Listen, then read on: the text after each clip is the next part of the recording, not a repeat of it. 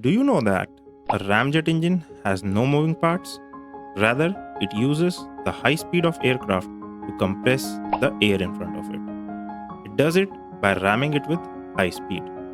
This eliminates the need of a bulky compressor, thus saving crucial amount of weight, and hence they are preferred in critical areas such as missile technology.